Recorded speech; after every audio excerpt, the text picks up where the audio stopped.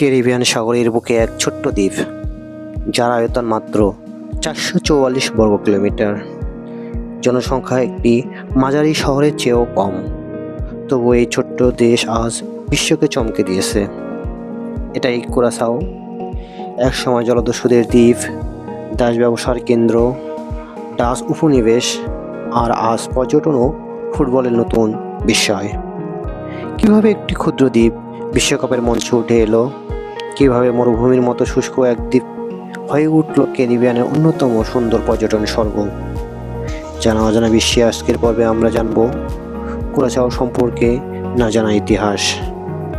আর ভিডিওটি ভালো লাগলে অবশ্যই লাইক, শেয়ার এবং সাবস্ক্রাইব করতে ভুলবেন না। ক্যারিবীয় সাগরের দক্ষিণে ভেনেজুয়েলা উপকূলের কাছে এটি অবস্থিত। এটি আর্নল্ড এবং বোনাওয়ার দ্বীপের সাথে মিলে ABC দ্বীপপুঞ্জ গঠন করেছে। এর রাজধানী উইলেমস্টাড। এই শহরটি তার চমৎকার ও রঙিন ওলান্দার স্থাপত্যের জন্য বিখ্যাত এবং এটি ইউনেস্কোর একটি বিশ্ব ঐতিহ্যবাহী স্থান বা ইউনেস্কো ওয়ার্ল্ড হেরিটেজ সাইট হিসেবে পরিচিত। এখানে প্রধানত 3টি ভাষা ব্যবহৃত হয়: পাপিয়ামেন্টো, একটি স্থানীয় ক্রেওল ভাষা, ডাচ এবং ইংরেজি। এছাড়াও স্প্যানিশ ভাষার ব্যাপক প্রচলন রয়েছে এই জায়গায়। ইউরোপীয় এবং আফ্রিকান সংস্কৃতির এক অপূর্ব মিশ্রণ দেখা যায় এই দ্বীপে। কুরাসাওয়ের জনসংখ্যা প্রায় ১,৫৬,০০০। কুরাসাও স্বাধীন রাষ্ট্র নয় পুরোপুরি, এটি নেদারল্যান্ডস রাজ্যের অন্তর্ভুক্ত একটি স্বায়ত্তশাসিত দেশ।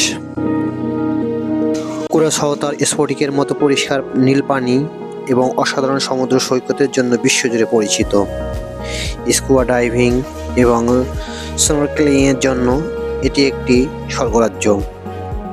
এখানকার সামুদ্রিক জীবন এবং প্রবল ইউরোপীয়দের আগমনের বহু শতাব্দী আগে এই দ্বীপটি ছিল সম্পূর্ণ অন্যরকম।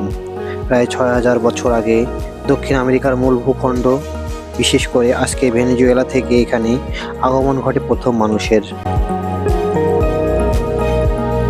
ক্যাকোটীয়দের কাছে এই দ্বীপটি ছিল এক শান্ত আশ্রয়। তারা শান্তিতে বাস করতেন, গুহার দেওয়ালে এঁকে রাখতেন তাদের ধর্মীয় বিশ্বাস আর জীবনের গল্প। কিন্তু ১৪৯৯ সালের এক সকালে দিগন্তে ভেসে ওঠা কয়েকটি বিশাল পালতোলা জাহাজ তাদের এই শান্ত পৃথিবীকে চিরতরে বদলে দেয়। ১৪৯৯ সাল স্প্যানিশ অভিযাত্রী আলোনসো দে ওজেদা কুরাসাও আবিষ্কার করেন। ক্যাকোটীয় আদিবাসীদের দীর্ঘ শারীরিক গঠন দেখে স্প্যানিশরা এই দ্বীপের নাম দেয় ইসলা দে লস গিগান্তেস বা দানবদের দ্বীপ। কিন্তু স্প্যানিশদের কাছে এই দ্বীপে কোনো সোনা বা রূপা ছিল না, তাই তারা একে ঘোষণা করে ইসলা ইনুটিল বা একটি অভিশপ্ত বা অনাবাদী দ্বীপ হিসাবে। সোনা না পেলেও স্প্যানিশরা এখানে পেয়েছিল মানব সম্পদ।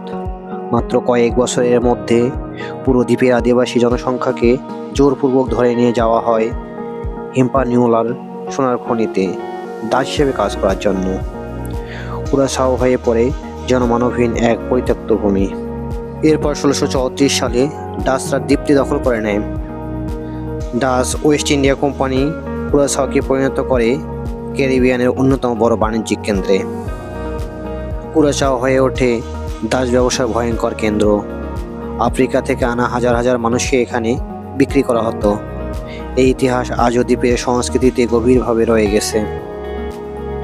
১৭৯৫ সালে কুরাসাওতে ঘটে এক ঐতিহাসিক দাস বিদ্রোহ, যার নেতৃত্ব দেন তুলা। তিনি স্বাধীনতার দাবিতে বিদ্রোহ শুরু করেন। যদিও বিদ্রোহ দমন করা হয়, কিন্তু তুলা আজ কুরাসাওয়ের জাতীয় বীর। অবশেষে দাসপ্রথা শেষ হয় ১৮৬৩ সালে। ২০ শতকে ভেনেজুয়েলায় তেল আবিষ্কারের পর কুরাসাওয়ের ভাগ্য বদলে যায়। এখানে গড়ে ওঠে বিশাল তেল শোধনাগার। একসময় তেল শিল্প ছিল অর্থনীতির মূল চালিকা শক্তি, কিন্তু বর্তমানে তেল শোধনাগারের পাশাপাশি বন্দর, ব্যাংকিং এবং পর্যটন শিল্প অর্থনীতির মূল চালিকা শক্তি। কুরাসাওকে বলা হয় ক্যারিবিয়ানস হিডেন প্যারাডাইস। এর অন্যতম প্রধান কারণ হচ্ছে স্বচ্ছ নীল পানি, প্রবল প্রাচীর, ড্রাইভিং স্পট এবং শান্ত সৈকত। কুরাসাও হারিকেন বেল্টের বাইরে হওয়ায় বছর জুড়ে পর্যটক আসে এখানে। কুরাসাও এক সাংস্কৃতিক মিশ্রণ। এখানে আছে আফ্রিকান ঐতিহ্য, ডাচ সংস্কৃতি, লাতিন আমেরিকান প্রভাব, ক্যারিবিয়ান জীবনধারা। কুরাছাও ন্যাশনাল ফুটবল টিম আজ বিশ্বের অন্যতম আলোচিত ছোট দল। মাত্র 2010 সালে নেদারল্যান্ডস আন্টিলিস ভেঙে যাওয়ার পর আধুনিক কুরাছাও দল গঠিত হয়। তারপর অবিশ্বাস্য ঘটনা ঘটে, 2026 বিশ্বকাপে জায়গা করে নেয় কুরাছাও। এটি বিশ্বকাপ ইতিহাসের সবচেয়ে ছোট দেশগুলোর একটি। 2018 সালে আইসল্যান্ড ছিল বিশ্বকাপে খেলা সবচেয়ে ছোট দেশ, কিন্তু 2026 বিশ্বকাপে কোয়ালিফাই করার মাধ্যমে কুরাছাও ইতিহাসের সবচেয়ে ছোট দেশ হিসেবে ফুটবল বিশ্বকাপে খেলার বিশ্ব রেকর্ড ভেঙে দিয়েছে।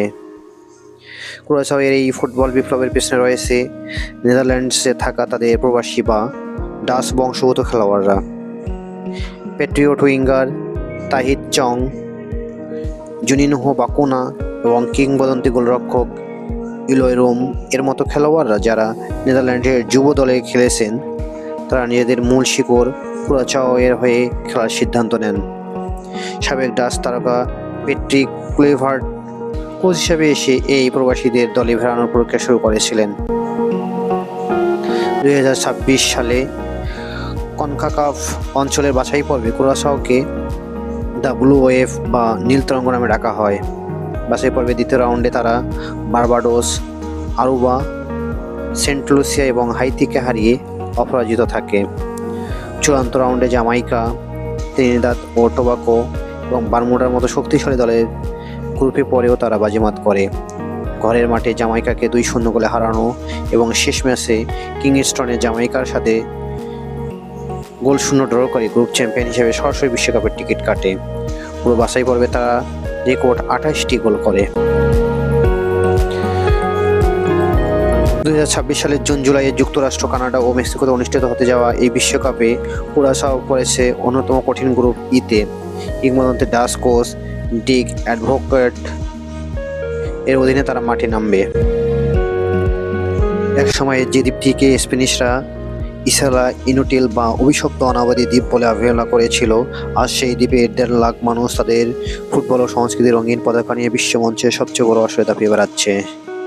কুরাছাওয়ের এই বিশ্বকাপ যাত্রা বা তাদের কোনো নির্দিষ্ট খেলোয়াড় সম্পর্কে কি আপনি আরও বিস্তারিত জানতে চান, তাহলে অবশ্যই কমেন্টস বক্সে কমেন্টস করবেন। ধন্যবাদ।